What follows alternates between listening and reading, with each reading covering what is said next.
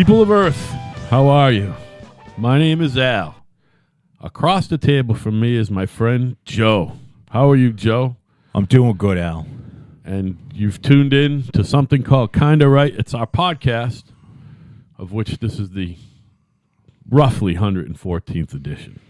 The 114th edition of Kinda Right. Kinda Right. And we kind of have no listeners, but we kind of enjoy it. Yeah, and we're both actively beginning therapy, not together, separately. Not group therapy. And we find that, you know what? This is kind of therapy sometimes, too. This is very therapeutic. Sometimes. Sometimes it's not. Al and I are both Mentally ill. and I don't know whether I agree with that, Al.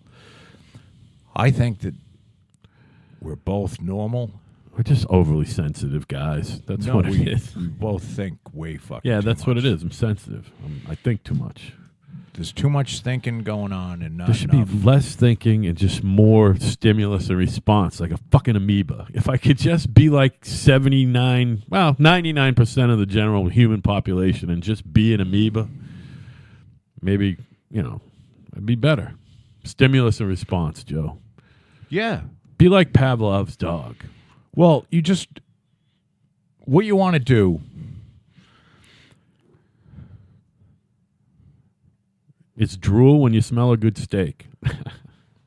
Here's one of the problems. And this is gonna Al and I have discussed this already.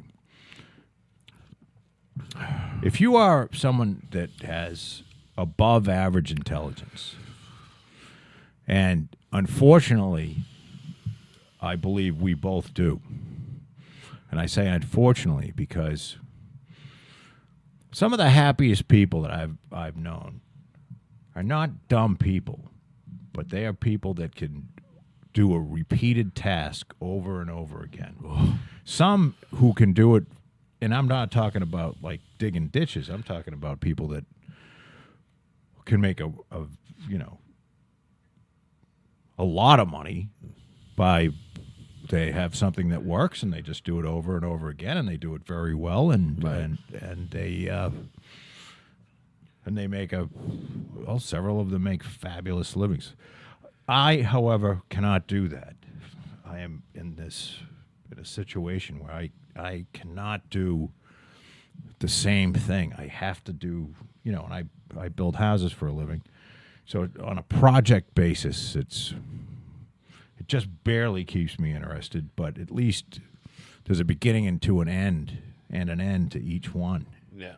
And I forget what I was going to say before we started the show, but it doesn't really matter. So we kind of both I don't know why did we decide, were we talking about it? Were you talking about it before me? What?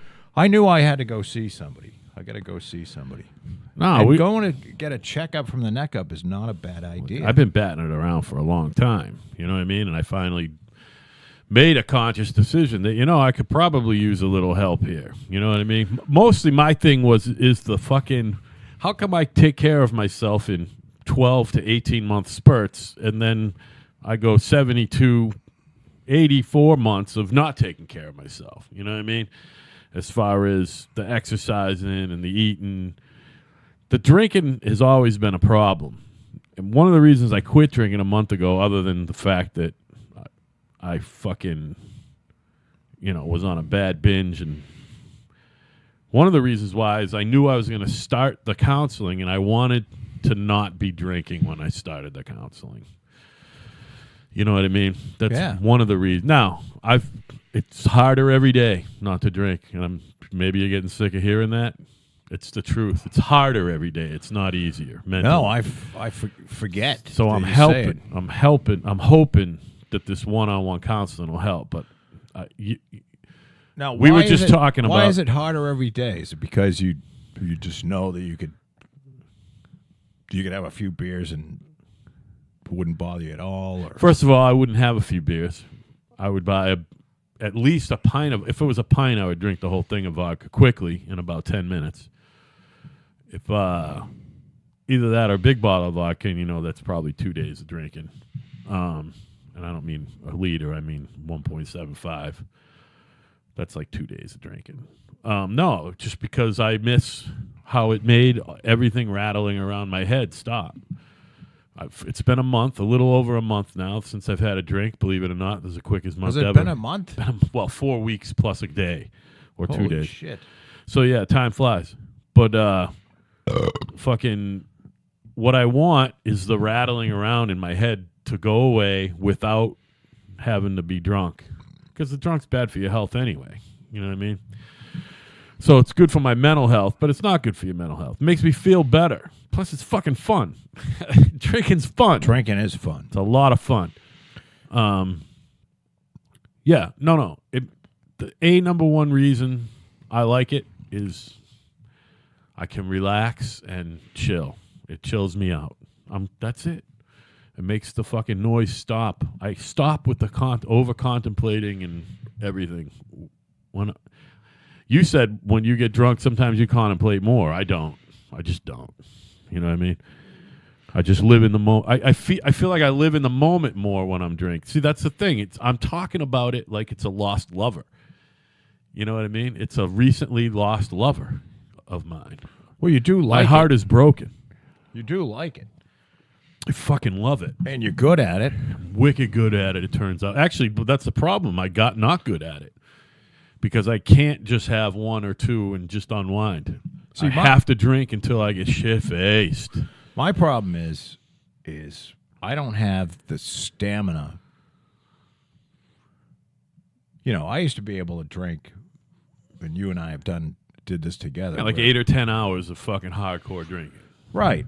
And like a full-time fucking job. I'd be hungover, but, it wouldn't be for 3 days. Yeah. And now, if I get lightly drunk, the thing is, I was drinking those Bud Selects that I just get sick of. Yeah, right. So now I'm on this Mike's Hard Lemonade, which you can't drink a shitload of them. But if I get buzzed here, yeah, I'm hungover. Like, I'll give you an example. Yesterday there were 3 Fireballs in there. I had 3 Fireballs and 3 of these Mike's lemonades. Yeah. And I feel it right now. I hear you. I felt it this morning when I got up. And I hate that feeling. It's just that queasy, shitty. See, I know now that I was hungover every day. And I didn't think I was hungover every day because I didn't feel hungover, but I was. And I think, when I switched, I went from Miller High Life Light, which was delicious, ice cold, really good beer. Yeah. And I recognized that was causing me, because I would drink every day, and I would have maybe 5 or 6 beers every day, and if I had 5 or 6 of those, then I had a hangover. Yeah. Or at least a queasy, shitty feeling. Yeah. So I said, "This got to, how about these?" Plus, I was thinking of the calories too, because there was 110 calories, I think, in a can. So when I discovered the 55 Select, I didn't even realize that the alcohol level was half. Right. And that was kind of unless there was some hard liquor involved, like a few Fireballs along with it. Sure. I've never had a hangover drinking. For those of you who don't know, this is Budweiser Select 55, and it's got 2.4% alcohol. And to give that some perspective, an average beer has 5% alcohol. And you got to drink a lot of fucking 2.4% alcohol before you get drunk. Yeah, you could drink 7 or 8 of them and you get a little buzz. And you get it's just a nice little buzz. And, yeah. And because I'm not looking to get fucking. I like the actual process of drinking and shooting the shit with people. Right. But I tend to be, I like drinking the actual, as far as the actual Yeah, the swallowing interaction of it. Yeah, everything. Right. the whole thing. And I drink too fast. So, Yeah, well, me too. and if I drink that fucking, anything that's powerful, hard liquor, I'm in bed. I get like a 4-hour window. Yeah, see, not me. It's some fucking switch goes off, and if I don't go to bed after just a pint, it's gonna be a fucking liter, and then I'm going to bed. Yeah, well, I you don't know gotta what it is. You gotta weigh whether it's tolerance or stamina. I believe it's just. I think it's a little bit everything. Because let's face it, I come from a long line of heavy, heavy, heavy boozers, and a lot of them on my father's mother's side died from booze. Well, you're Italian, Lithuanian and Polish. yeah. So there's a lot of drinking in that, and I'm Oh, Irish yeah. and English, and what else? A little bit of Swede. Everybody from countries where everyone's a fucking drunk. Let's face it. If you're Everyone's a fucking drunk. Yeah, well, but if you're of European descent, you're especially a drunk. Yeah. Well, especially Northern European. Yeah, right. Southern what the fuck European, else are like, you gonna do? Italians don't.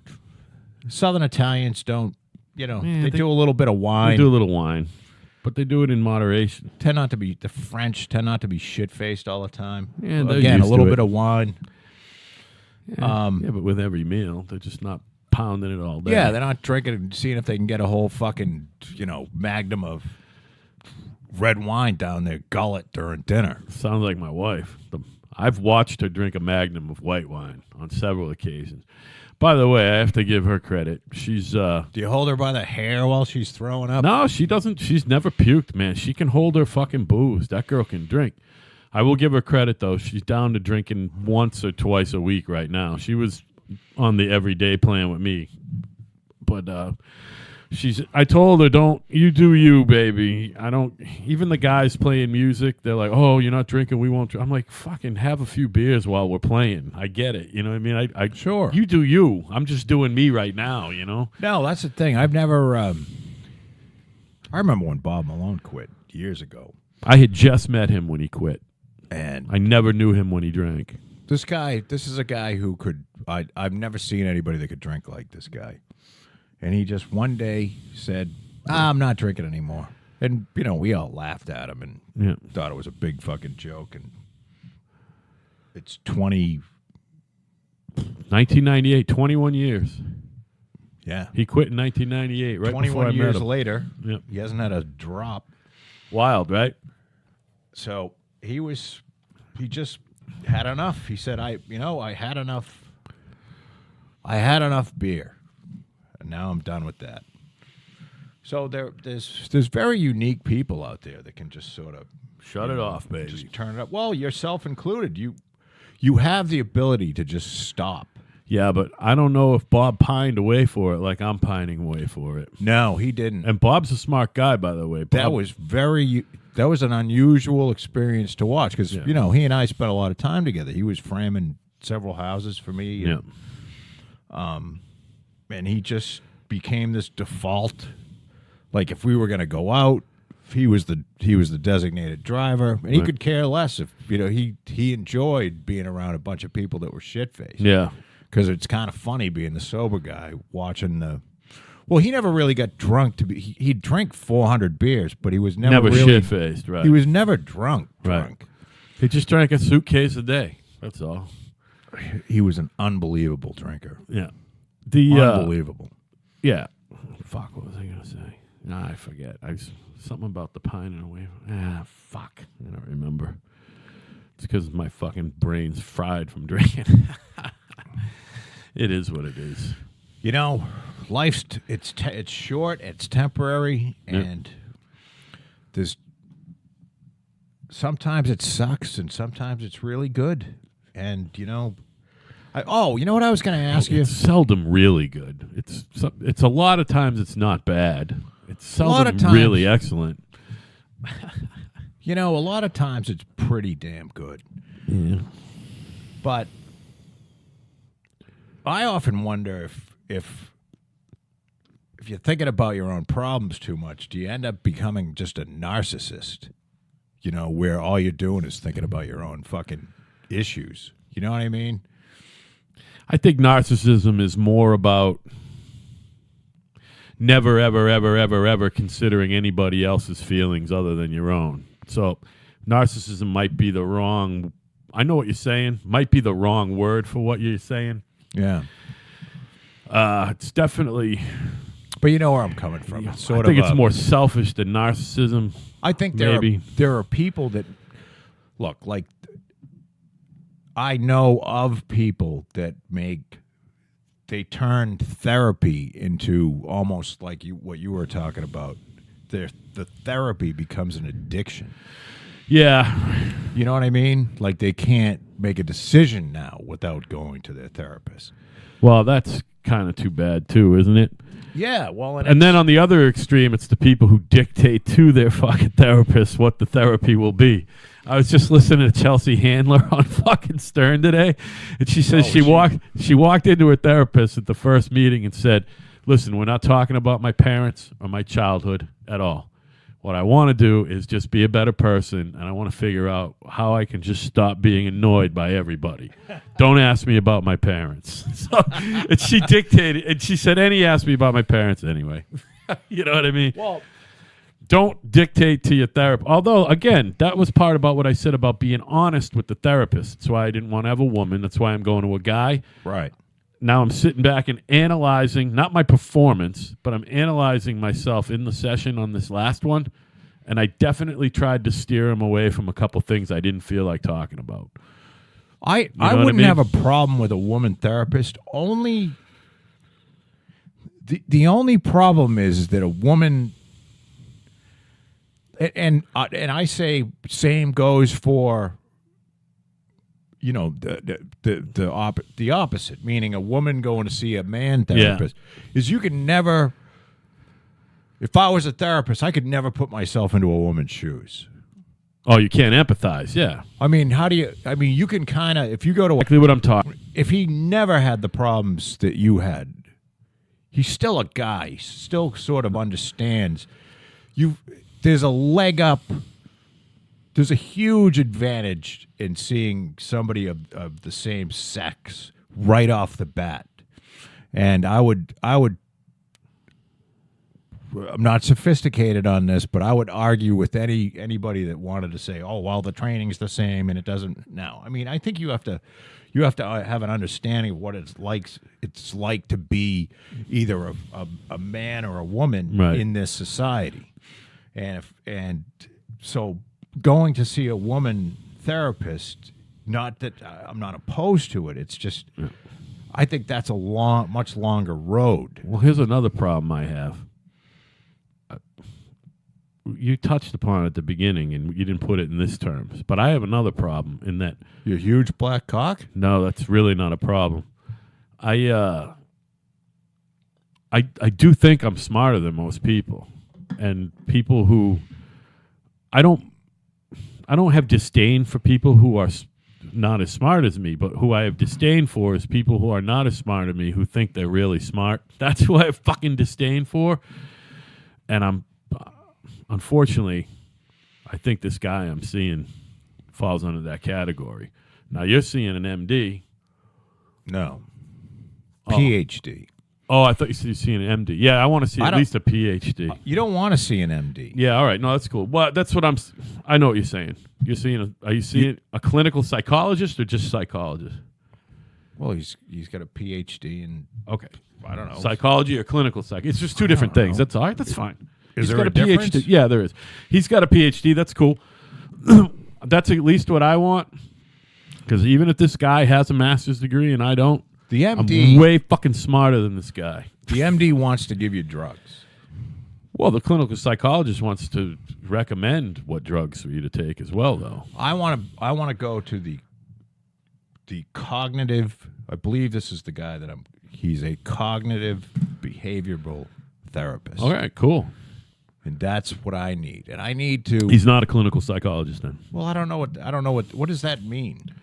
They're the ones who...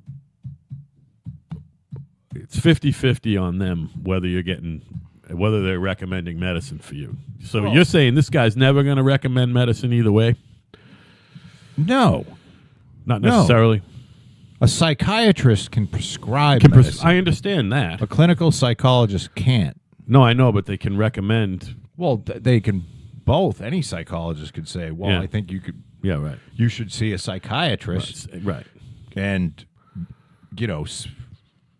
they could forward you to somebody and say, I think that this drug might help, or you might, or an antidepressant might work with you, or, some anti-anxiety shit. But a psychologist and a clinical psychologist. Look at that. Fucking Google knows what a counseling psychologist has a stronger focus on healthy individuals who have fewer pathological mental problems. A clinical psychologist has a stronger focus on those with a psychosis or other serious mental illness. This goes back to them taking over some degree of the work previously reserved for psychiatrists. Right. And so I believe this guy is a clinical psychologist. Okay, cool. Awesome. That's nice. But I don't know that. I'm going to look that up, though, right now. To see if he is indeed a clinical psychologist? Yeah, I don't... Look, what you want to have... This is the way I look at things. You have... Your subconscious is a huge part of your life, whether you know it or not. And it's your subconscious. And you probably don't, because it's your subconscious. So, there's some shit that needs to be... Look, I did the medication. I had great results with the medication. And that's worked for years. But there's something else that's fucking... and I guess it's a process. And he was asking me, is this like fucking midlife crisis shit? Are you thinking? And I don't, to be honest, I think I'm lying. I don't even think he asked it. I think he said, what caught me, and I had to correct him, was, hey, dude, I'm not fucking middle-aged. It's beyond, you're old. I'm 55 years old. You're not middle-aged. Middle age is, 40 to maybe 50. What, 35 to 50? Yeah. I'm in the last third. You're in the home stretch, baby. So I've crested the hill. Yeah, you're a senior citizen. I don't know about that. Senior citizen. 55. 55. Senior citizen to me is somebody that's like retired and 65 or older. Just sort of fucking showing the signs of being. 55. You're a senior citizen. Is that true? Yeah. How old do you have to be a senior citizen? He's looking it up. 55. All right. You were right. 65. 65. You know what it is? Citizen? I think 55, you could join the old school Golden Agers Club. When you're 55, you can join the Golden Agers Club, which is an actual fucking social club for old people. So, yeah, 65 is a senior citizen. I guess that's why that used to be, that's when you collected your retirement. He's a clinical psychologist. Yeah. Psychologist. Well, you're good. He's one of these guys who can run all the tests and tell you what the fuck's wrong with you. He can also give you an IQ test. He specializes in mood and anxiety disorders, including trauma. His special area of interest includes individual development, relationship issues, and family dysfunction. Oh, yeah. So this guy covers the gamut. Yeah. But he's probably smarter than you. I hope so. Yeah, right. See, I'm not sure my guy is, so... It doesn't matter. It's a whole different... we're doing two different things right now. We're doing two different things right now. Not the same thing. Hey, have you seen these... Did you see any headlines today? Well, it's strange you asked, Joe. Did you see your boy, Julian Assange, was arrested this morning and charged in London and is going to be extradited to the U.S.? I really don't like this at all. How did they get him? Did he go out to get some fruit or something? I mean, did they barge into the Ecuadorian embassy? Ecuadorian. Something happened. where I believe the Ecuadorians said, "Look, this dude's been in the fucking embassy for 7 years." Oh, the Ecuadorians are fed up with it lost its luster. We got to get rid of him.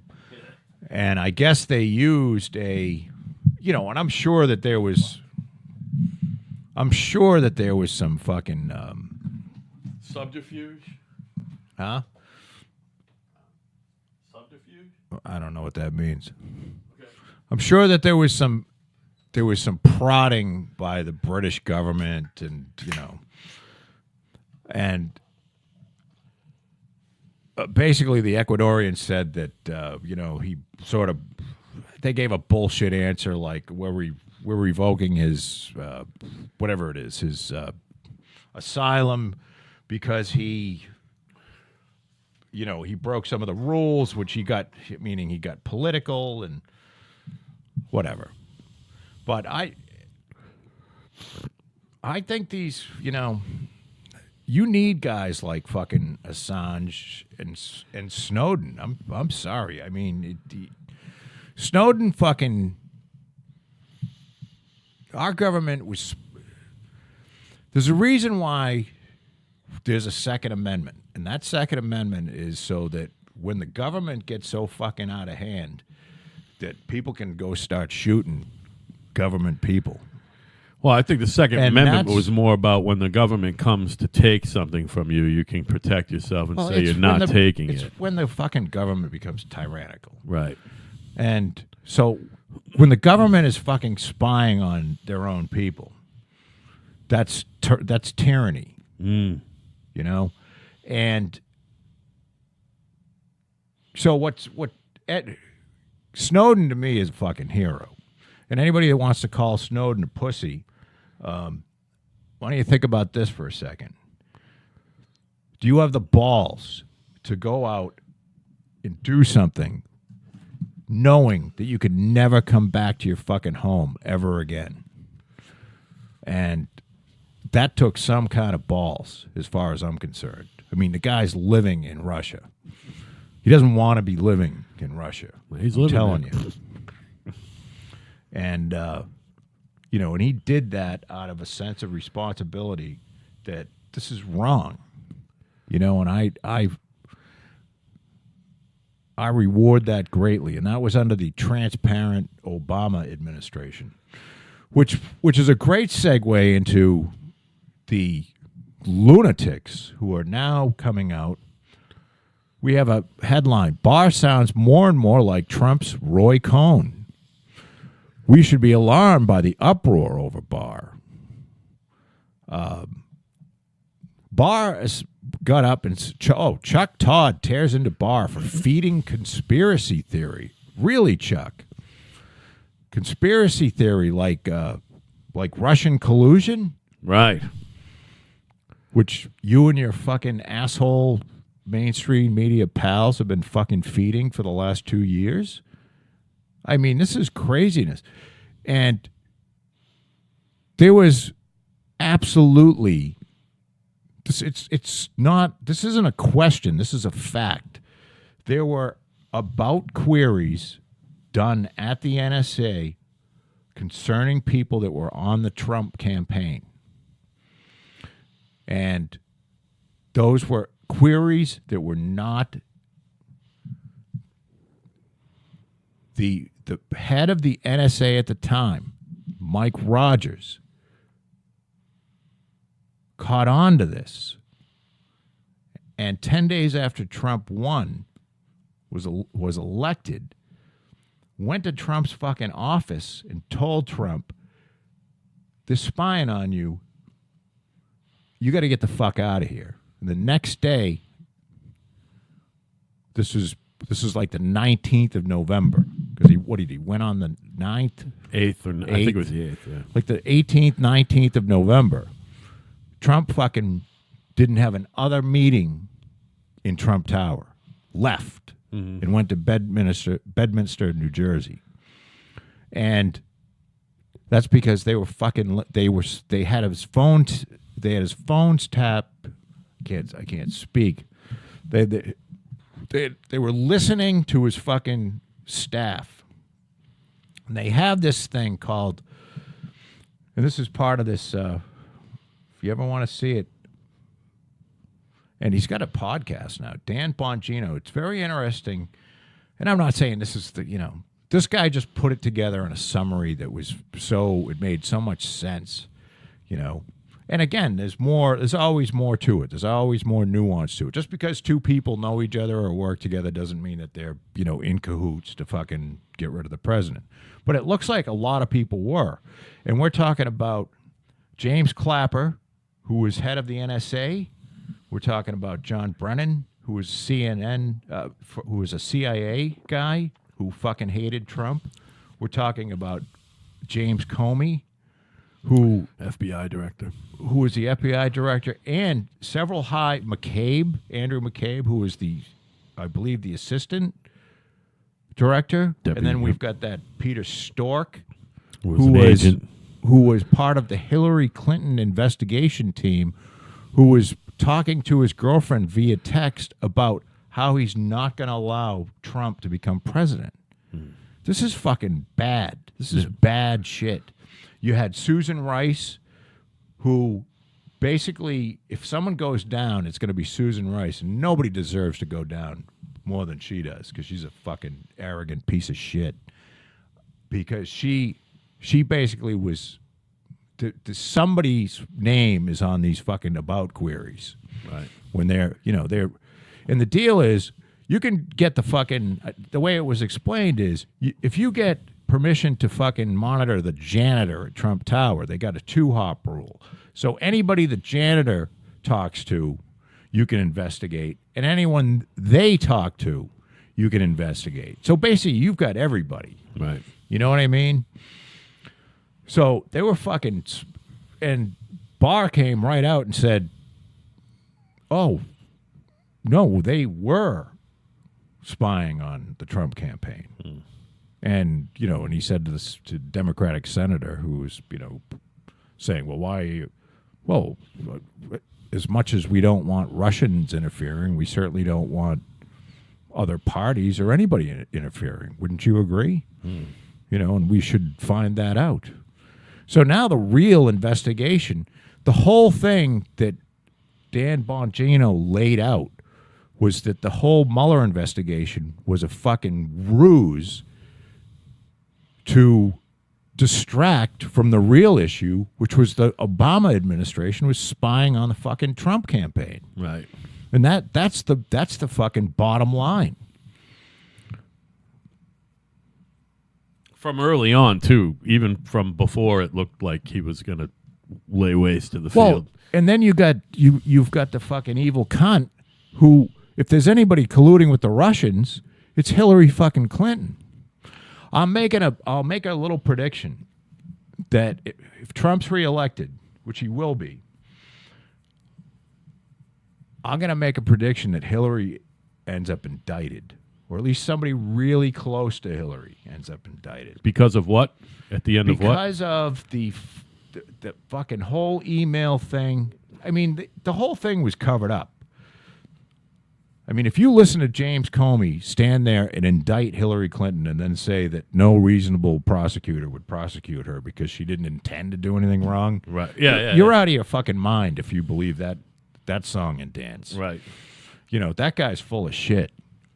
James Comey was 100% in the Hillary Clinton tank, thought there was no way Trump was going to win, and he fucking sold his soul to the Clinton devil. Right. And when he was not a happy man when she lost. When she lost, right. None of them were happy. A lot of them were scared shitless. Yeah, right. And that's the reason why we had this fucking... Meaning... Barr is going back. Now, I don't know who Barr is. Do you have any idea on his history? This is his second go-around as Attorney General. He was Attorney General under Poppy for a little while, for a couple years, when he was a young man, in his late 30s, early 40s. Oh, really? Under Herbert Walker? Yep. From fucking 88 to 92? Yeah. And he's been a guy who's been around the Justice Department for most of his career. Now, whether working for them as a lawyer or in an appointed position or as a lawyer arguing cases in front of the Supreme Court. So this is an established Washington dude. He's not an outsider. He's the very definition of it.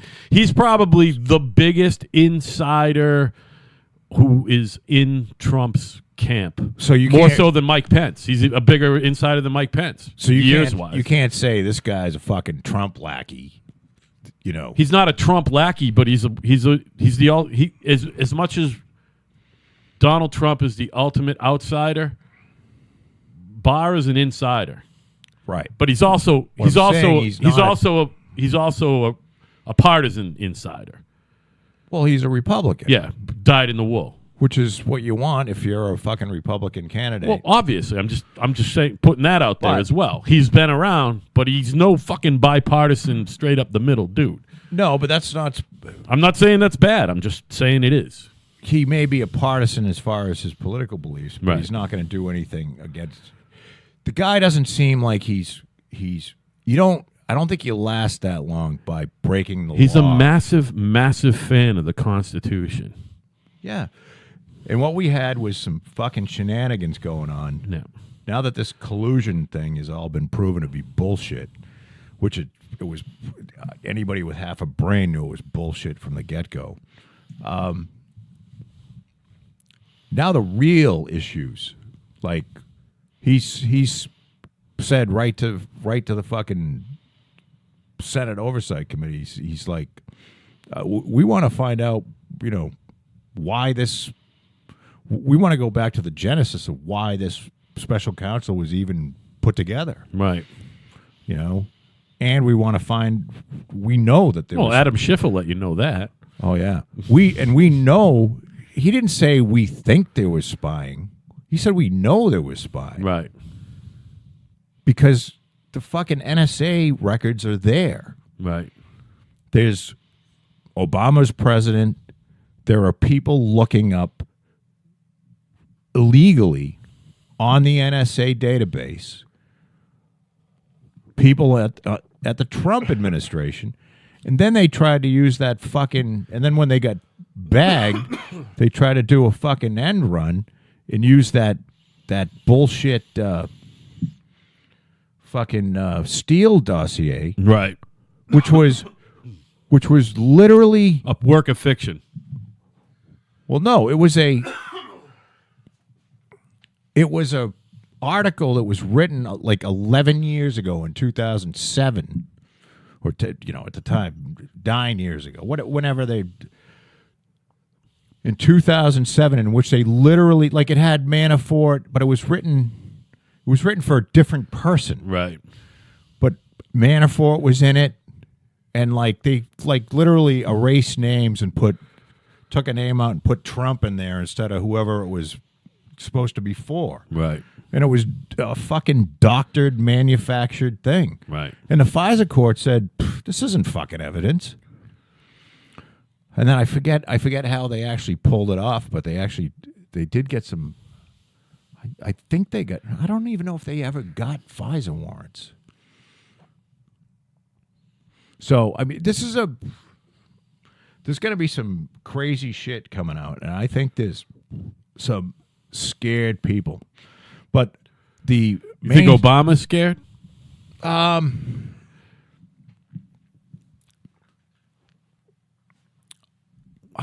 If I were, I don't know. Is Eric Holder scared? I'd be concerned. If I was Eric Holder. Trump's fucking ruthless, and he does not like. I don't know whether this is one of these things where he's going to let this slide. He doesn't tend to let, when somebody attacks him. Right. Like he called this whole thing a fucking witch hunt, which from his perspective, turns out it was a witch hunt. Right. And from my very casual observer, observing Trump over the years, you fuck with Trump, he's going to fuck with you 10 times as hard. And I think there's some, after he's reelected, you can't run your whole second term going after people. Well, I mean that. But I think it's going to be. Well, I think that's good analysis because I think he can't start it until after.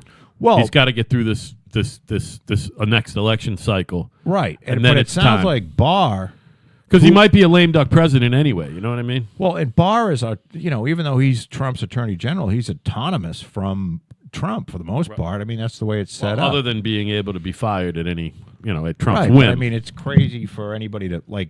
Rod Rosenstein is still there. Yeah, I mean, if anyone was going to get fired, that guy was. And Rod Rosenstein is all fucking tied up. Now, again, he knows he has worked with all of the fucking players that are on the left, and it raises a lot of flags. Now, it doesn't mean that there's any, there's smoke there, but doesn't mean there's any fire. But at the same time, you can't. If this fucking whole investigation was set up to cover up for the Obama administration spying on Trump, this is going to be a fucking shit show. And a fun one. Yeah, like I said, though, and whatever. Donald's smart. He won't start until, I don't know. What's the next one? By the way, he got elected on November 6th. The next one's November 8th. And he'll start around November 9th. On all that shit, I'm so sure, Chuck Todd tears into Barr for feeding conspiracy theory. Somebody ought to take Chuck Todd out and fucking euthanize him. Not only is Chuck is dumb, and he's got and I mean, it's Trump is like Bob Malone. He's got these perfect nicknames, so fucking sleepy. Oh yeah, everyone's and every got time a I fucking look nickname. at it, I'm watching his eyes, and he's like, he has these like, I don't, and it's mean. It's a mean, because obviously the guy's awake, but Right. he looks like he may be nodding off at any minute. You know what I mean? Right. Talking to that microphone for a second. Yeah. So, by the way, there were a couple other guys who were in front of judges, not just Julian Assange. And the one thing I was just looking up before you said talk, but did you hear about, who Greg Craig is, right? Great name, by the way. Greg Craig, the former White House counsel under Barack. He's been charged with something, and I fucking meant to look it up, and I don't know with what. He wasn't just I don't think it had anything to do with testifying. Obama. I think it's something he did Something else afterwards. Okay. I don't know, and they're saying that this is a very zealous. His lawyers have said, well, of course they're going to say it, but this is a very zealous thing that Mueller is going after because they're going to charge him. Oh, yeah, that's what it looks like. And it's not just fingering a dog. No, I don't think he fucked a dog or fingered one or licked a cat's Knuckle ass. deep in one. What's his name again? Greg Craig. So Greg Craig with the AI in the I can C. get the lowdown on this. Yeah, I don't really know the whole lowdown. And another guy who was fucking Michael Avenatti is facing 36 criminal counts. I heard and a bunch of civil shit, but a blip of that. oh, he's fucked. And for a second, fucking the liberal fucking media a year ago was thinking Michael Avenatti had enough juice to run for fucking president of the United States. I know. Isn't that something? It's amazing. It just goes to show you the guy Trump, is a fucking snake oil salesman. Trump, brilliant. Michael Avenatti, moron. douchebag, moron.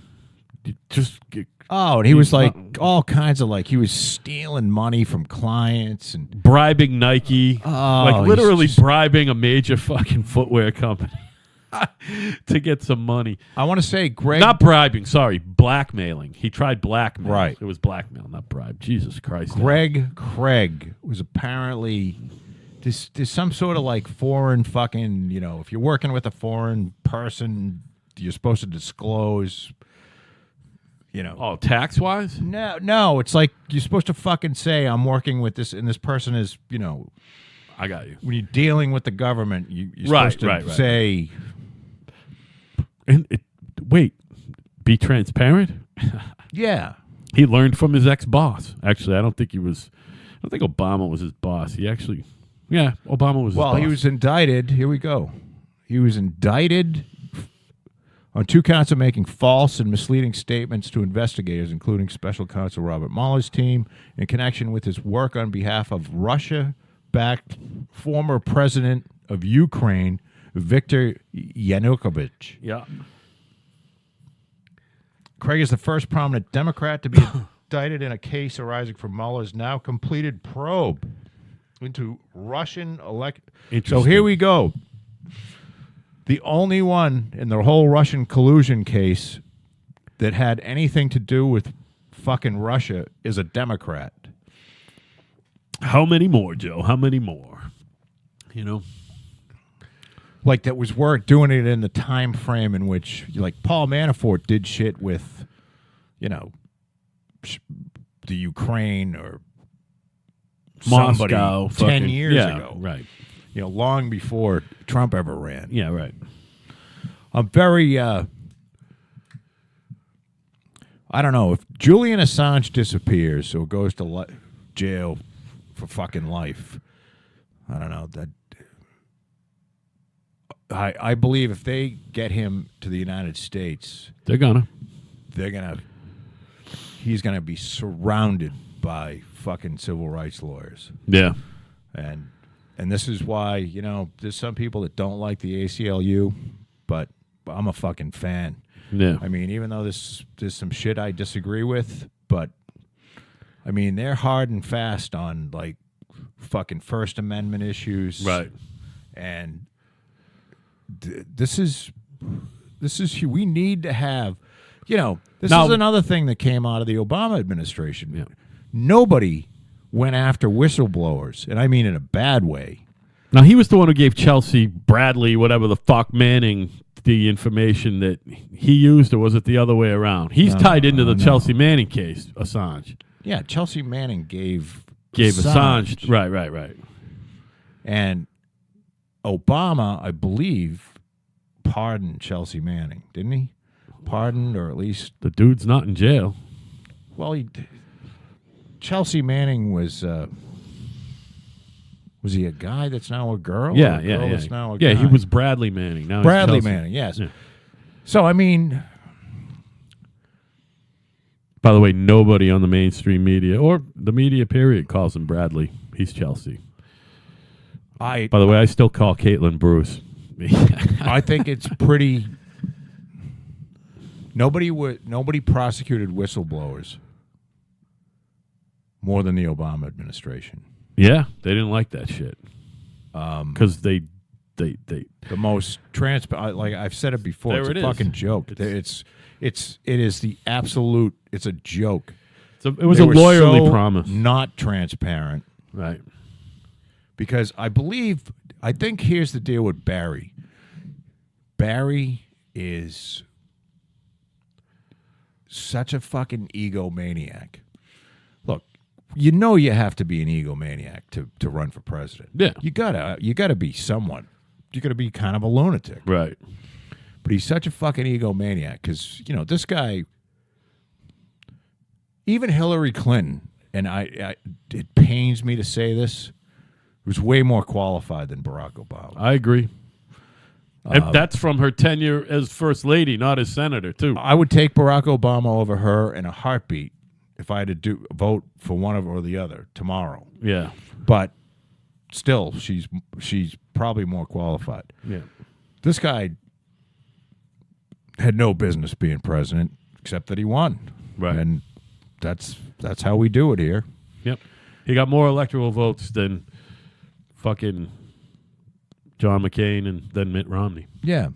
So, but he's very thin-skinned. He's not a thick-skinned cat, and he doesn't like bad shit being said about him, and he doesn't like he doesn't take kindly to dissent amongst his Constructive ranks. criticism. Yeah, he's not good at it. Well, I guess in a way you could say the same thing about old Donald, but I know what you're saying. Well, the thing about Trump that makes him different than Obama is Trump just comes out and blasts the person. Right. Obama does it in a nefarious little sneaky fucking way. Yeah, Chicago style. You know, like you don't really know unless you dig into it how many. I mean, if you type in Obama prosecution of whistleblowers and something like that into Google, you will find like Obama, one of the most worst presidents for whistleblowers ever. Right. You'll get some sort of a headline, and you can read articles on both sides. You know, you can read it from people at Fox News, and you can read it from people at the Washington Post, the New York Times. It's not. He also deported a fuckload of people. Yeah. You know, there was a fuckload of people being thrown out of the country, which I'm not saying it's part of his job. It's just that, come on. I mean, if you're going to, you got to have, until there is no more scarcity, you can't fucking have a country without a border. You know, Nancy Pelosi says that, of course, there's room for all the asylum seekers. That was today or yesterday. Of course there's room. Well, I would imagine we could make room for a lot of people. It's just, are we going to allow people that want to dictate? I guess you look at it like this. Are they here for asylum? Meaning, are they going to be killed if they're sent back home? Most probably not. Or is it just that, it would be a lot better to live here? Well, I mean, you're going to get some benefits anyway as soon as you get here. I'm not even going along with that. I mean, in the sense that I don't think they're here to get freebies. I think they're here they're here to they work. Want to work. Yeah, they want to work. Yep. And there's nothing wrong with wanting. It's demanding that you get into somebody else's country. It sort of makes you you want to just kind of look at them and go, fuck you. Fuck off. Yeah, yeah. It's like being in somebody's country and having a parade or a march and waving the Mexican flag. Right. I don't know. There's something wrong with that. It's postmodernism gone crazy. Yeah. It's postmodernism where... Is it globalization gone crazy? No. I think that it's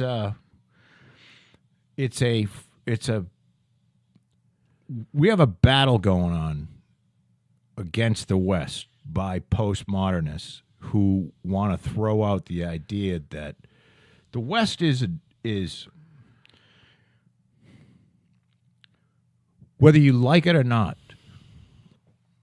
the West is the most, and when I say the West, I'm talking about the Western Hemisphere. Europe. Oh, Western. You're including Western Europe. Okay. Well, we're talking about the West. Yeah, I got you. Western Europe, the United States, various other, NATO countries, sure. Shit like that. We get our values and our ethics and our beliefs from a Judeo-Christian background. Mm-hmm. Now, that doesn't mean you don't have to believe in God. You don't have to believe in Judeo-Christian Christ. Principles. But there are teachings that are in the Bible that are found their way into common law, right? That has existed for a long time, and it's what postmodernists are trying to do is take those institutions and say, oh no, that's all wrong. We shouldn't make people that come into our country, say the United States, we shouldn't make them assimilate. We should encourage them to keep their own language and their own culture. And no, we shouldn't. Right. If you want to come to the United States, we want you to become a United States citizen. Right. I mean, if we're going to let you in, we don't want you to be, There's also this part of the postmodernist philosophy is there's no matter whether it's staring you in the face, there's no difference between Muslim culture and Western culture, which is based on ridiculous Judeo-Christian value. Right. And it's like saying there's no difference between, I don't know, a fucking How about child molester or a person that stole a fucking bottle of Coca-Cola? I can't think of a good analogy. It's ridiculous, is what it is. How about the difference between corporal punishment and non-corporal punishment? That's a pretty good analogy. I mean, I'm not here to judge I don't give a fuck what people do in Muslim countries. But do it there. If you're a woman and you want Muslims in the country, you're a fucking, meaning if you want Muslim culture in your country. Right. I'm not saying Muslim people. There's people that are Muslim who have assimilated, who want to assimilate and become part of the whatever country they're going to go to. Right. They want to, they don't want to be. They're looking for a way out because where they're coming from sucks. Right. And that's why we've got so many people in the United States from every country in the world. Right. Because they wanted to come to the United States because we're not a nation of it's not a nation of religious ideas. It's a nation of laws. But our laws and our culture and our values are based on Judeo-Christian principles. Yeah, but we get a lot of the architecture that's in our laws from how about those thou shalt not old kill books. How about thou shalt not kill? Yeah, like Old Testament shit. And if you're not Old Testament shit. Islam will Judeo. tell you, and Islamic people will tell you, yeah, you shouldn't kill except for this or except for that. Well, how about you just don't kill?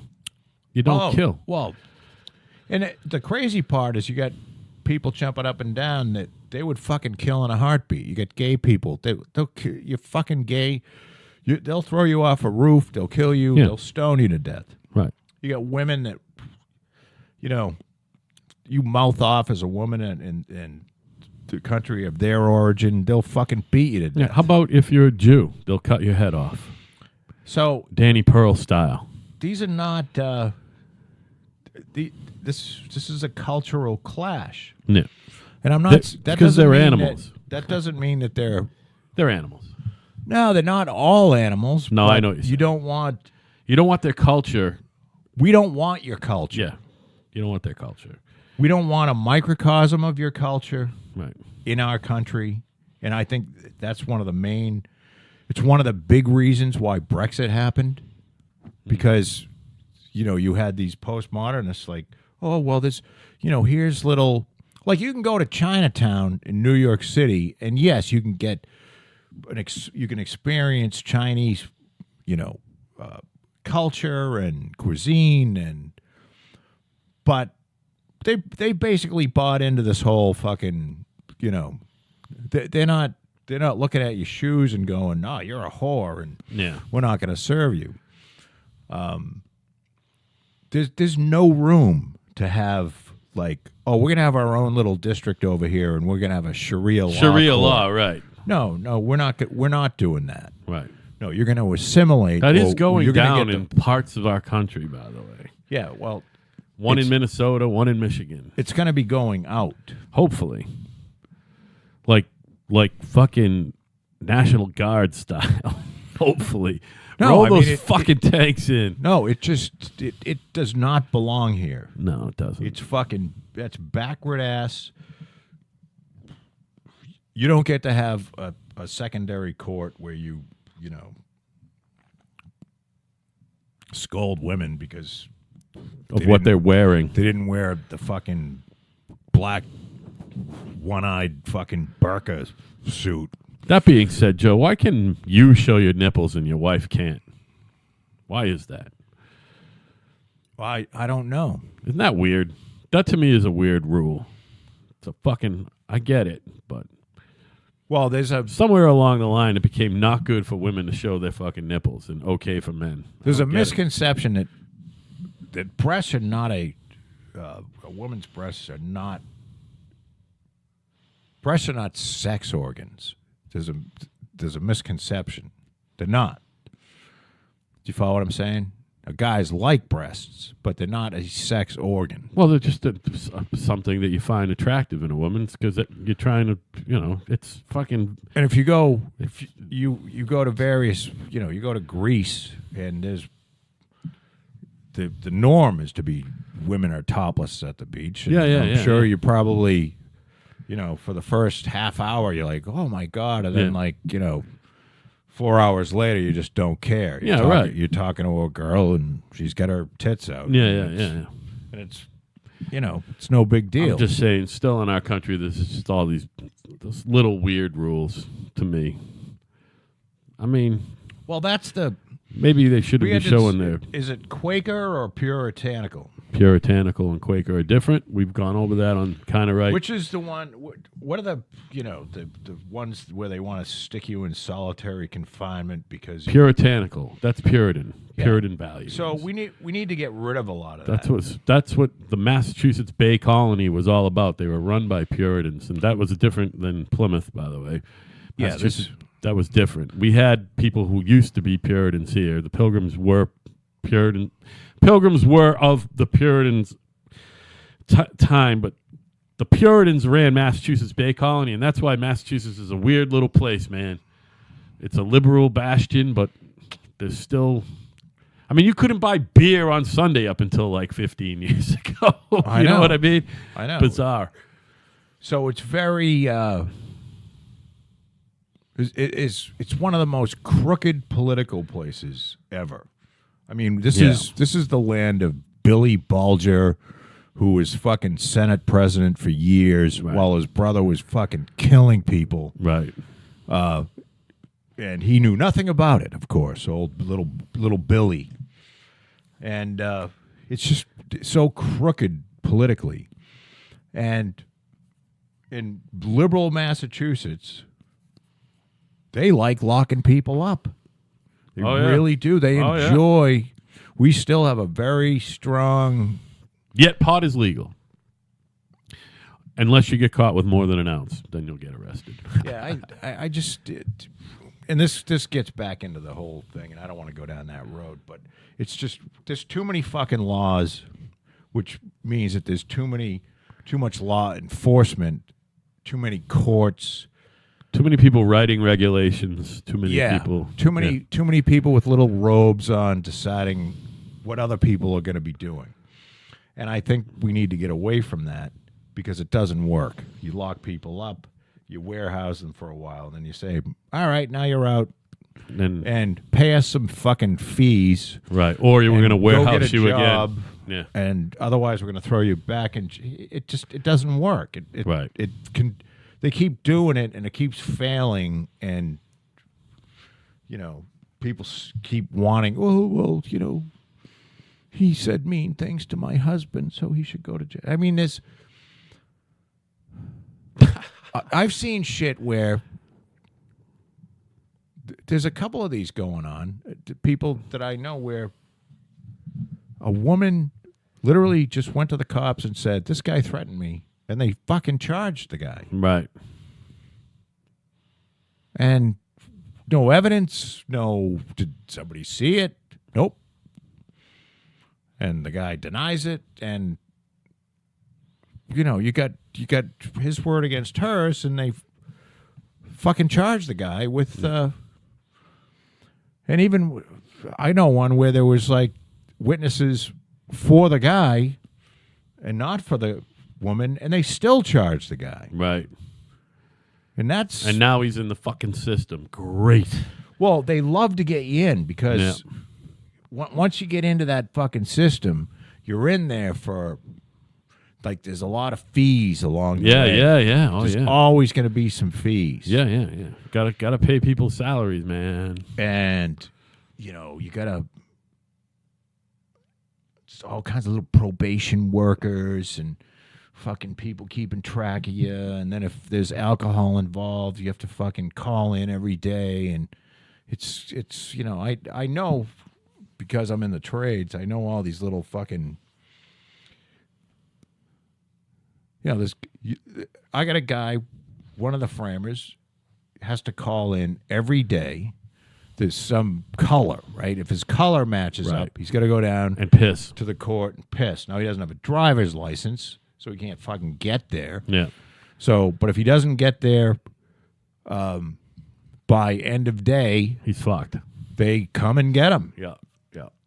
And then that's more money Yeah. that he doesn't have. So you drive the guy deeper into the hole, threatening him with jail time. And it's just like, so you want to fucking put him down, and then you want to keep kicking him while he's down. And then you're surprised when he does something fucking crazy. Yeah, Like- right. Like, well, I wish more people would do something crazy, like go down and shoot. I would love to see them shoot the fucking, like, go in there and shoot like 5 or 6 cops. That'd Yeah. be great. Somebody that they just pushed over the limit, Right.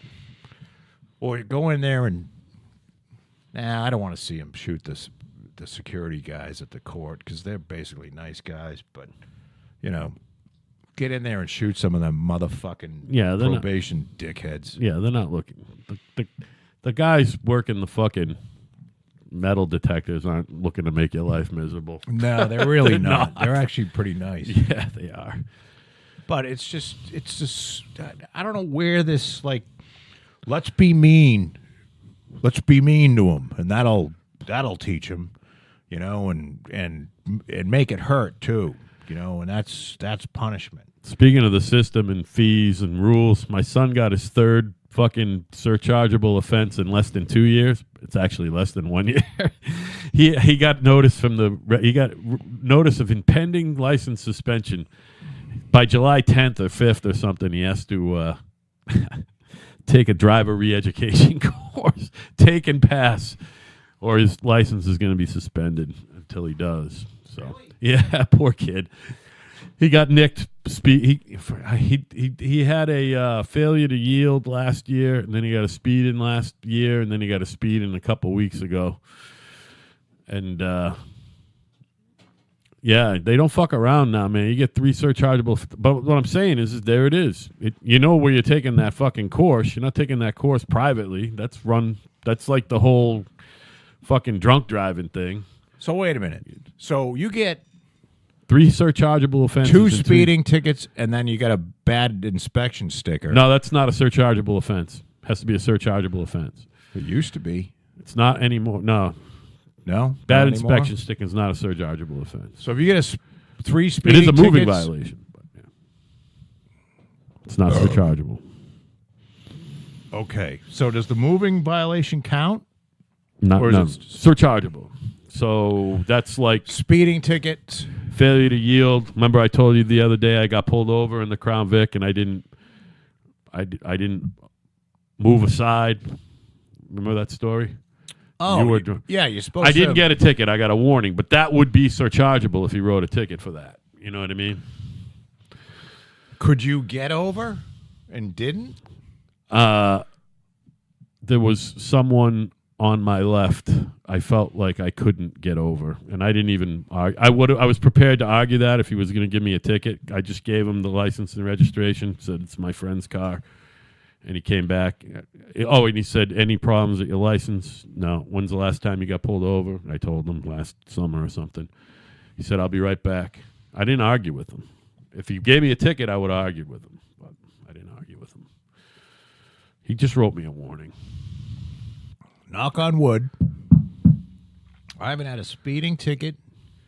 I haven't had a speeding ticket in forever. I mean, I think it's since I've lived in this house, except for New Hampshire and Vermont.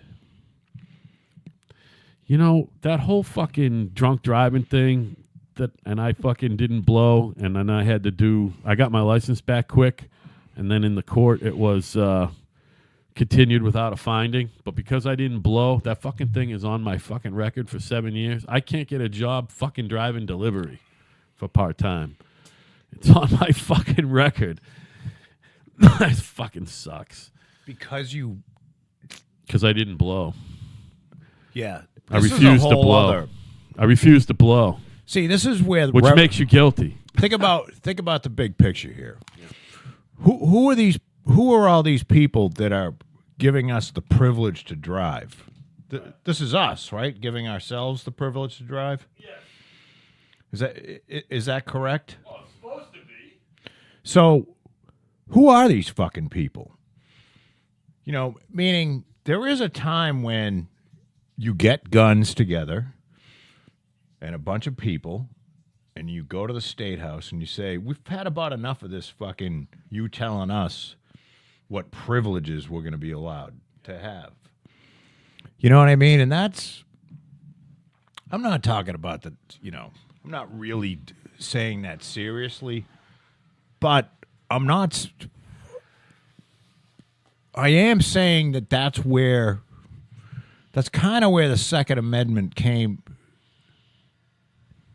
That's kind of where it came from, because the people that wrote this Constitution and then the Bill of Rights knew that people are fucking evil and crooked. Right. And that's why the document works so well. It's written to prevent tyrannical assholes from being able to take over. That's why there's checks and balances, and I really believe we're in a situation like, what is this fucking bullshit where if you have a right to not incriminate yourself? That's the Fifth Amendment. Yeah. So when you get pulled over and you say, I'm not drunk, and the guy says, I believe you are, and they take you to the station and you say, I'm not blowing it, you are pleading the Fifth. Right. So they've circumvented that whole thing. So, you know what I mean? Yeah, because they have it wrapped up in some sort of a privilege for you to be able to drive. Well, who's fucking? Now I was able to get my license back quicker because I didn't blow. I was able to get it right back, but because you didn't or did? No, if I had blown and it went, green or whatever it is, and said I was drunk, I would have lost my license. Period for 90 days. I lost my license for 2 weeks until I got my Cinderella license. I got it back as soon as I could get it. But it's on my fucking record that I didn't blow, and now that's kind of like half admitting. Fill me in on what happened with the case. I went once. It got continued without a finding. Because I didn't blow. Why did I had to do the course? Why did? But I was able. Huh? Did you attempt to? You didn't fight the charge, though, did you? Did you plead no contest? I pleaded no contest, right? And that's because you wouldn't be able. See, they hold you hostage. Yeah, I wouldn't have been able to get my license. You can't have your license. So but I did get it. So now you can't go to work. Right.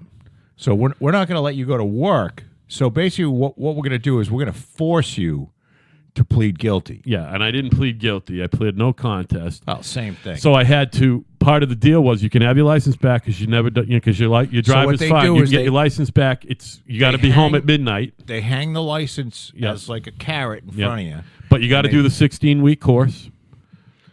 And after that, your Cinderella license is over, and you can get your thing back. But it's continued. Do you have a DUI on your record? I just had someone pull my driving record, and it says I refused the breathalyzer. Right on the report, it says I refused the breathalyzer, and then the court, and then it was found. It was continued without a finding. That's what it says. It says refused to comply with the breathalyzer, continued without a finding. So you were not found. So you don't have a DUI on your record. I do have a DUI on my record. Well, if it was continued without a finding, then it goes away after a certain amount of time. Well, it's still there. First time offense stays with you forever. But you weren't proven to be drunk.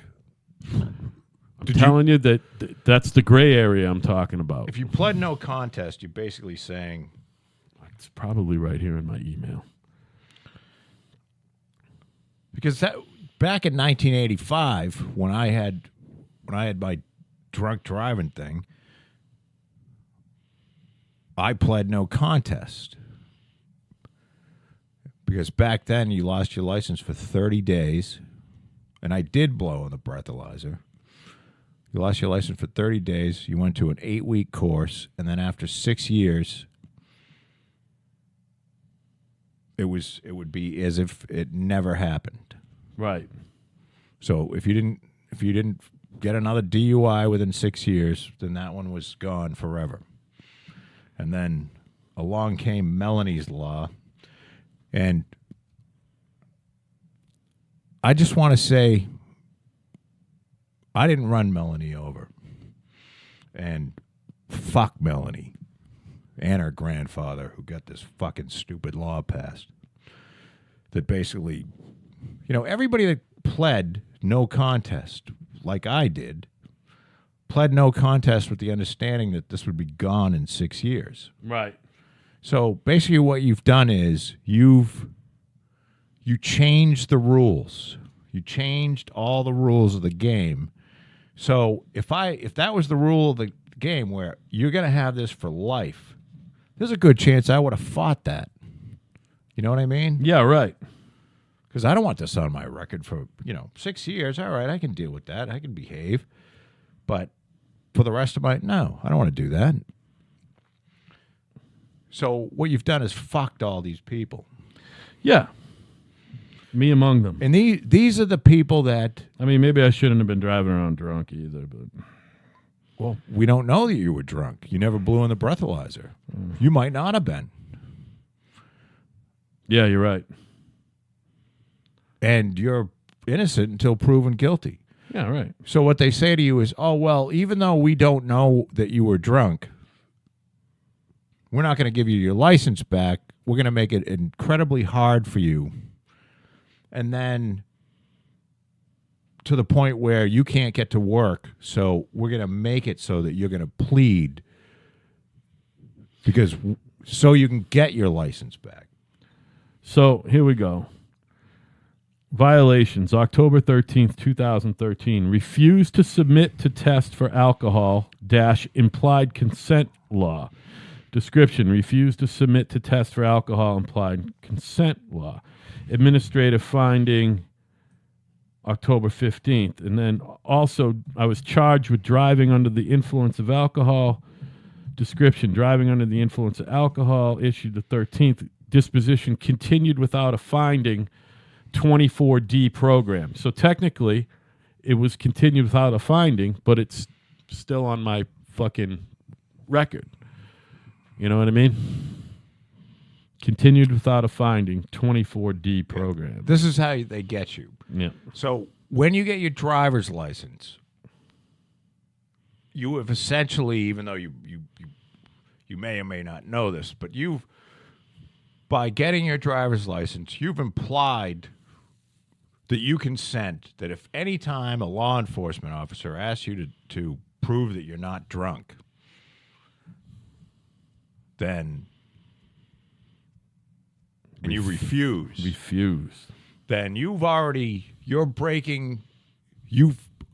promised that you will test. So if you don't, then you're breaking your promise. Now, I don't know who that promise is to. Right. Is that to the people of the Commonwealth of Massachusetts? I guess. Or is that to some fucking... Or is it to the cop? Scumbag, cunt, motherfucker, lawmaker who ought to be executed. Yeah. Who doesn't like due process. Yeah, You know, and it's just and then they're gonna find out a fucking way around it. You know, they can't fucking prove that you're stoned on pot because whether you're stoned right now or you got stoned yesterday or a week ago, it's in your blood. You know what I mean? They can't say, "Oh, you're wicked baked." You certainly can't blow a breathalyzer for it. And all the piss is going to say is if it's in your system also. You know what I mean? They're going to figure out that one too. They're going to have to because if they want to make some more money. well, here's something. They already legalized the pot so they could get the fucking taxes from it. I'll tell you one thing. It's made the street pot cheaper. I thought it would make it more. It made street pot cheaper. Legalized marijuana. Well, of course it would. Now they have competition. It's amazing. Tennessee has an implied consent law, which means that by driving, a motorist agrees to have their blood or breath tested for alcohol under certain circumstances. In 2016, the U.S. Supreme Court decided that imposing criminal penalties for failing to take a blood test was unconstitutional. See, we need a little bit more of that going on. In Massachusetts. Yeah, well, this is fucking... And that's what it is, implied consent, when you sign up to get your fucking right, just like you said. Well, who can't...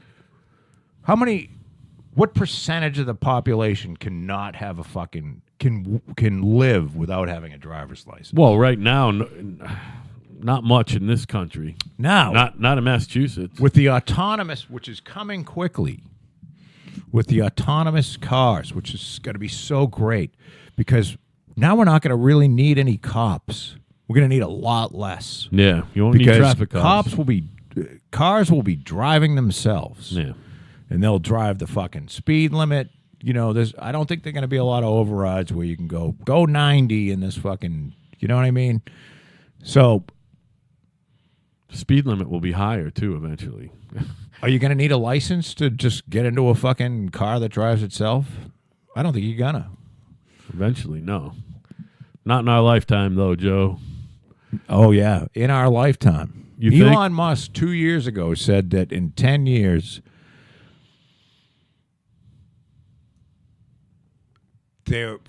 so this will be, what's the date, right? 2019. So let's say 8 years from now. 2027.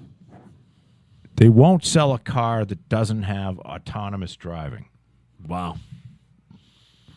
Amazing. That's a pretty bold prediction. Yeah. Now, maybe he's off by 5 years.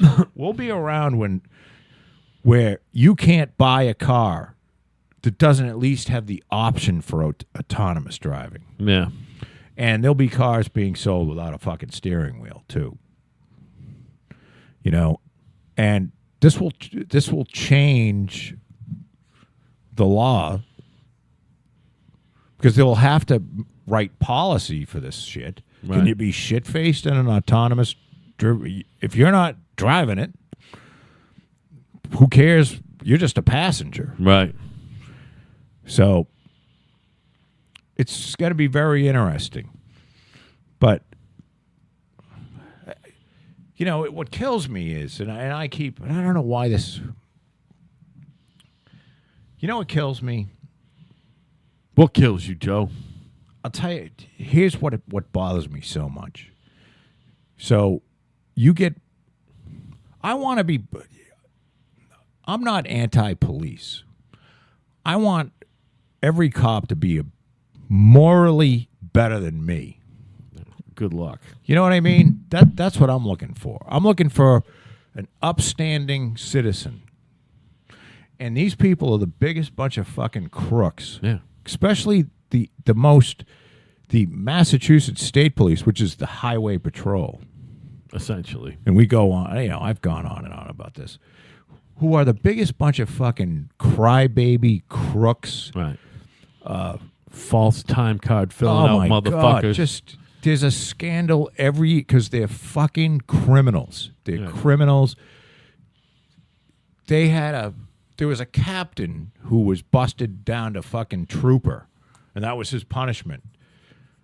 Because he got drunk and went out and outran the local cops. I believe that's fucking cause for dismissal. Yeah, sure. Not being busted from captain Should to no trooper. longer be allowed to be a You police shouldn't officer. be pulling people over and lecturing them on driving drunk. Right. If you've been in a high-speed chase as a cop, you should be fucking fired. Yeah. And it just goes on with these cocksuckers. And probably jailed. Yeah, you should do some time. Yeah, a little bit. I mean, if you're a fucking cop driving shit-faced, outrunning the local police, trying to outrun the local police, you're held in higher esteem than everyone else. Right. Much like if you shoot a cop, then they're coming after you a lot harder than if you just shot an ordinary citizen. Yeah, right. Well, it's the standard goes both ways. Yeah, sure. If you're this, if you're held to a higher standard, then if you try to outrun the fucking police while you're a cop, you should be in jail. Right. Not rewarded with a fucking job. Right. You get to keep your job. We busted him down. I called on this one. Yeah. And I said, why is this fucking guy? Whoa, he got busted, the trooper. I'm like, well, why is he on the fucking road? Yeah. He's a fucking scumbag. Yeah. Ooh, well, you don't know the whole situation. Yeah, I do. I read it in the paper. Yeah. What's the whole? What am I missing? Yeah. He tried to outrun. Oh well, he had family issues or something. Yeah, well, that doesn't seem to work with any. Doesn't work for us, does it? No, it wouldn't work for you. It's especially imagine if that guy fucking mowed over a bunch of people too. You know what? You want. And I know it's fucking asking for a miracle here, but you're looking for a little bit of fairness. You're looking for a little bit of rational fucking, all right, we're going to hold you in high esteem. Great. That's fine. Right. But if you fuck up, you better be ready for the consequences because we're going to hold you in high esteem all the way to jail. Yeah, and at the very least, you just don't get You want to be a Puritan? job at all. Then live by the fucking Puritan rules. Yeah. You know what I mean? You want to arrest pot smokers, and then we go in and find you having a fucking pot party with all your buddies with 18 pounds of weed, and you're a cop, go to fucking jail. How about this? You arrest pot people and you fill out a fake time card? They didn't even have to smoke pot. To me, it's just like, that's even worse. They had to close a whole fucking barracks down. Yeah. Because they're so fucking dirty. Yeah. And this probably spreads everywhere. Like, they think that it went all the way up to the colonel. Sure. So, I don't know. I don't want to get on cop talk. That's all right. No, it makes me pissed off, and I don't need that. Fuck them. They're all scum. But you know what? This drunk driving shit, none of the punishment fits the crime. Right. It's just, it's like, oh, well, if this is the problem with having morons. They're hoping to get you in the system. That's all. They get you in there, and they're hoping that you'll stay in it. Same thing with my son here that we were just talking about. That fucking cop knew that this was going to be, and he was going 68 in a fucking 60 or something stupid. He was going like 8 miles. It's like, that this kid is fucking gonna. It's just ridiculous. Now he's got to fucking pay for a program. Hopefully he does it. Hopefully he pays for the program and slows the fuck down. He does drive too fast. Yeah, but if you have, is it 3 and 2 years? Yeah, 3 and 2 calendar year, 24 calendar if you months. Commute. Well, look, my wife doesn't get any speeding tickets. Yeah, I mean, neither do you or I anymore. Right. So I guess you can do it. It's youth. It is youth. Yeah. I used to get a lot of speeding tickets. I did too. I had a lot when I was younger. I haven't gotten a speeding ticket in forever. And every time I get pulled over, it's never for speeding. It's for something. I either am very nice and I get a warning, or he goes, they say something and I go, it wasn't me. Actually, I did get pulled over for speeding once on 44. I was going that. I told the story a million times. I'm like, well, you read the fucking gun wrong. I didn't say fuck. And he was not happy. But he wrote me a warning. And same thing with a cop on the same road, not a mile away. You can't pull around the right over there and go by if someone's going left. And someone did it. It wasn't me. I was 100 feet behind that truck that was at that light waiting to go left. Guy pulled me over. What's going on? You went around the truck there. You're not supposed to do that. Wasn't me. Wasn't me. What do you mean it wasn't you? I saw you. Write the ticket. I got somewhere to be. I will. I will. Whatever. What's the word? I'll fight it. Fight it. But now what they've done I've is said write the ticket 3 times to cops. They love that. you have to pay to go and fucking dispute the ticket. Do you know? Yeah. Yeah. You have to pay. It's been so long. Because I had a bullshit one.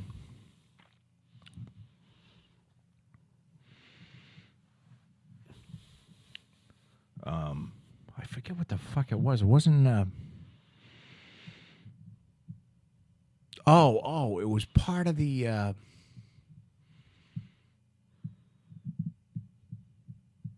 Maybe it was a speeding ticket in Wareham.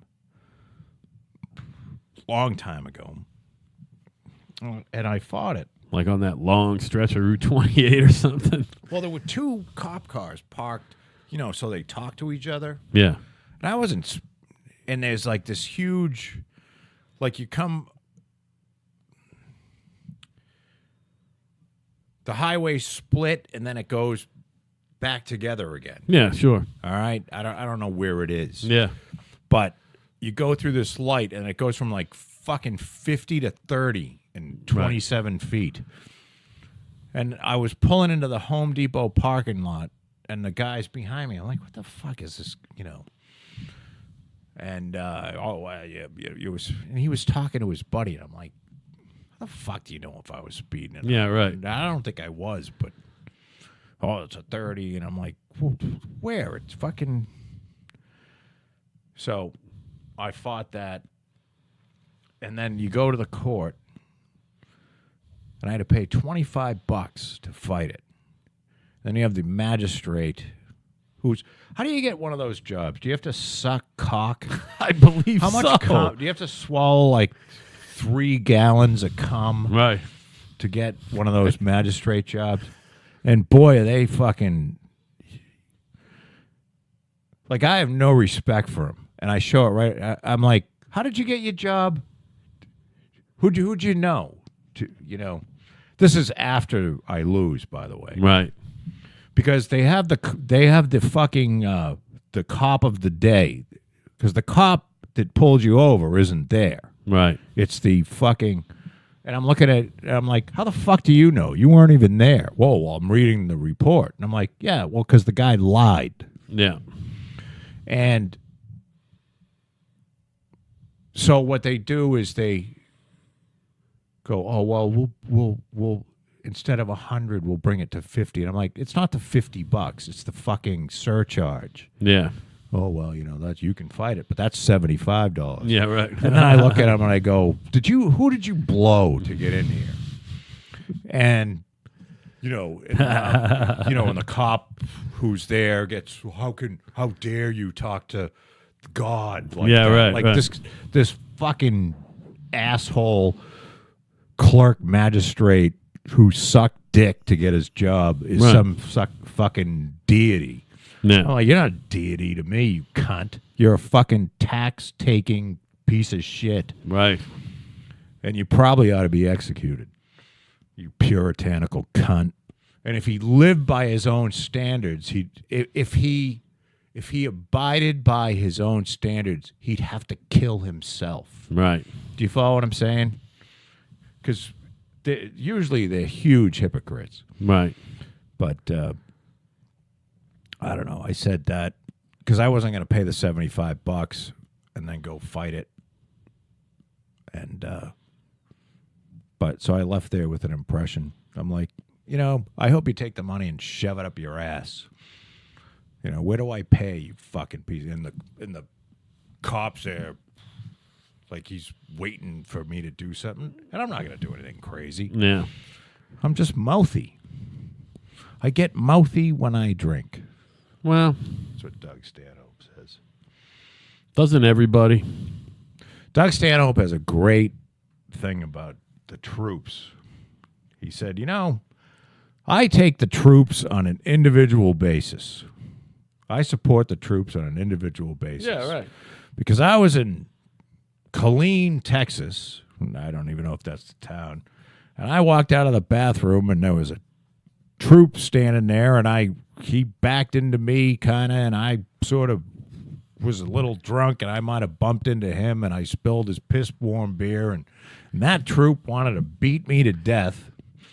I offered to buy him another beer or two or his whole table, and he just wanted to beat me to death. You don't support that troop. And he said, I hope that troop had his head blown off the first day that he was in fucking battle. Right. And he goes on, he says,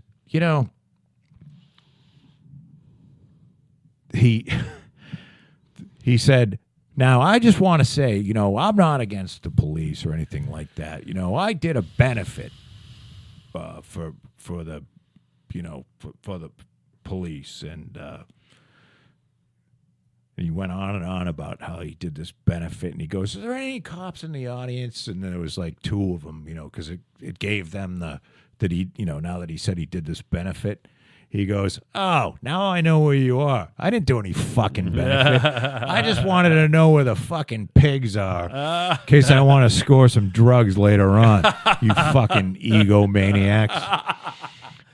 Oh, it was great. Yeah. Because he says, and fuck this, you're putting your life on the line for me. Right. You fucking you just want to kill somebody. Right. You want to kill somebody legally.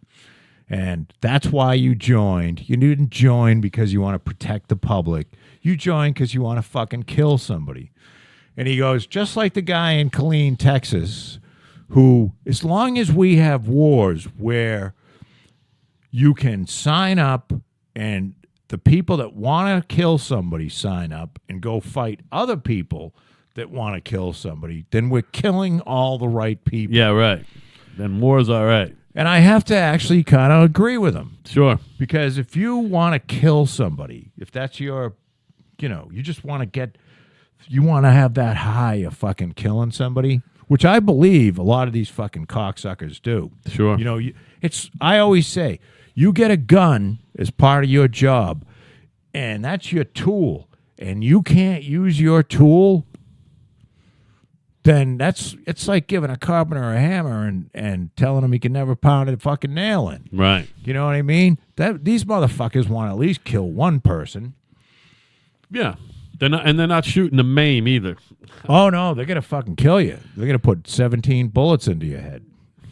And the blacker, the better. Like if some poor black kid has a fucking air pistol Right. drawn at them, they'll be more than happy to put fucking 7 fucking bullets in his chest. It doesn't even have to be. It could They be won't a even fucking wing him. Just shoot him in the fucking knees, you morons. plastic cap gun. Yeah, right. They'll Yeah. kill him fucking With dead. the orange thing right on it.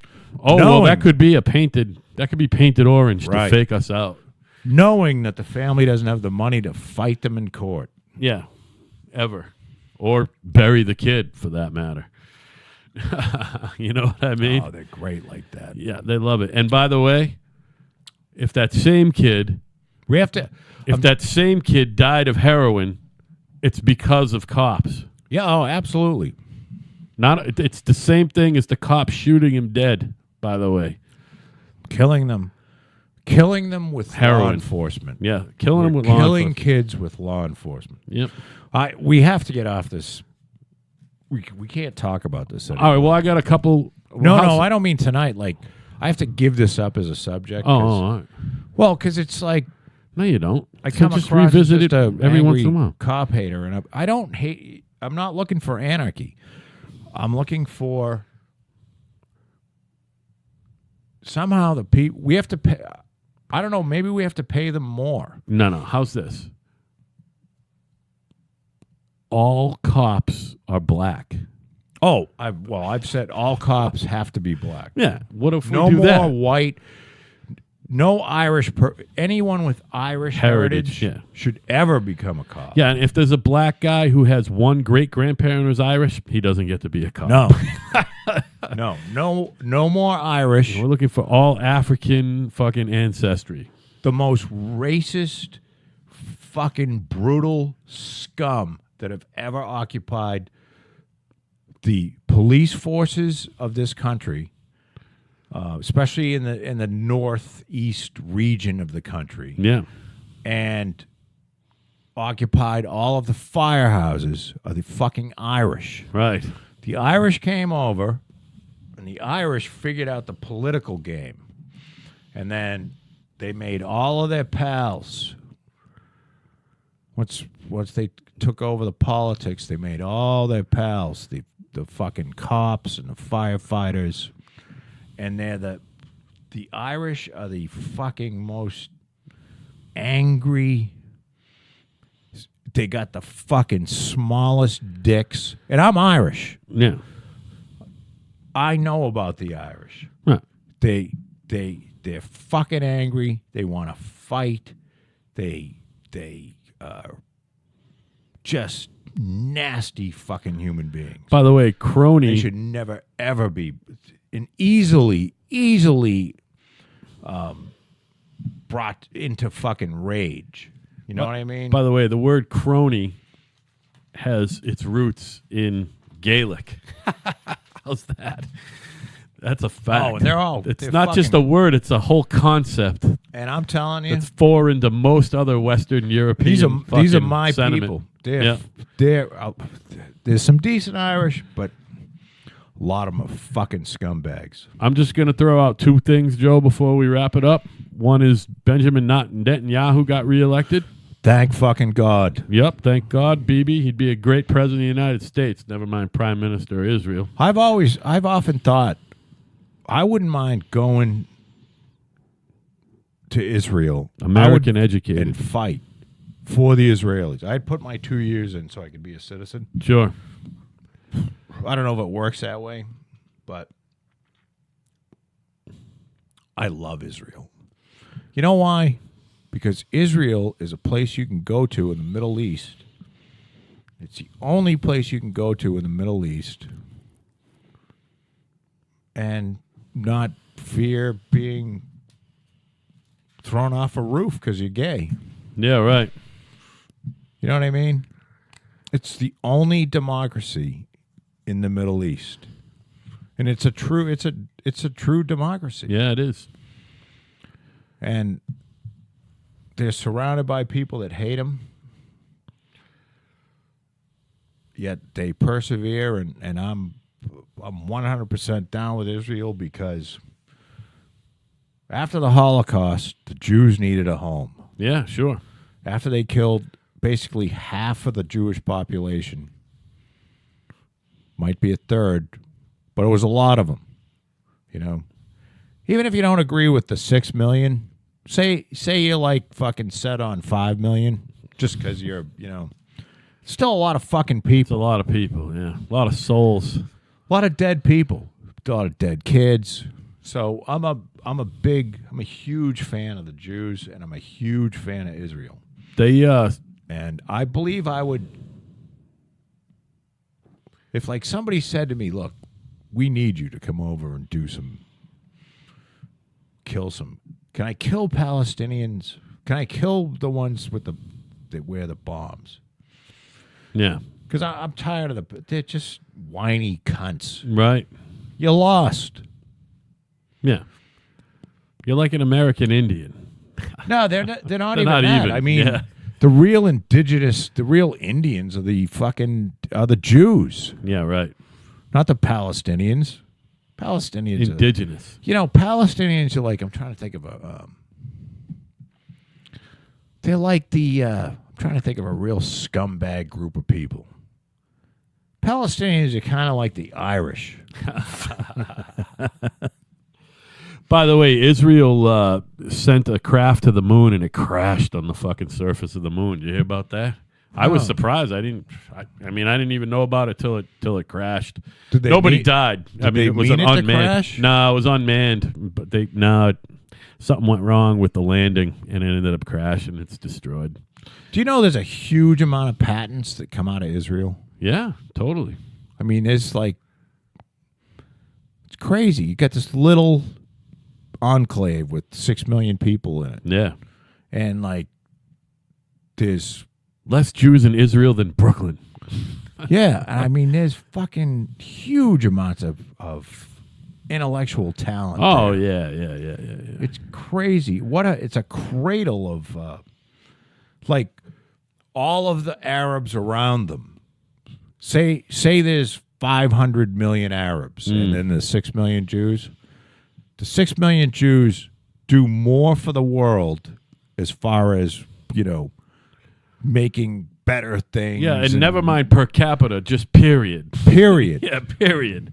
Than all 500,000 of those fucking animals. And you know what? We got the best of all. 500 million. And we get the best of all the, Iranian scientists and Iraqi scientists. They all end up here anyway. You know what I mean? Yeah. Because they're intelligent. Well, the Iranians, we get them. They're Persians, so they're not Arabs. They happen to be Muslim. Yeah, right. But if you can get the ones that aren't, you want the ones that want to assimilate. Getting back to how we started here. Yeah, we've come full circle. If you want to assimilate, that's great. It doesn't mean you have to give up you can still go to the mosque and shit. It just, don't be trying to set up a Sharia law court. Yeah, fuck that. So you don't get that. So you can beat a woman who drove a car. Right. Because listen to the radio. Yeah. I don't know. Yeah, or fucking whatever. Drove a car. That's exactly it. Hey, everybody. It's a great David Tell line. We'll end with this. Yeah. When you go to the Middle East, after you get something to eat, what do you want to see? Something that everybody wants to see. A woman beaten for driving a car. It's like a spectator sport over there. It is. All right, folks. All right, so I'm Al. He's Joe. This is Kinda Right. Show 114. I'd say send me email, but that's just fuck it.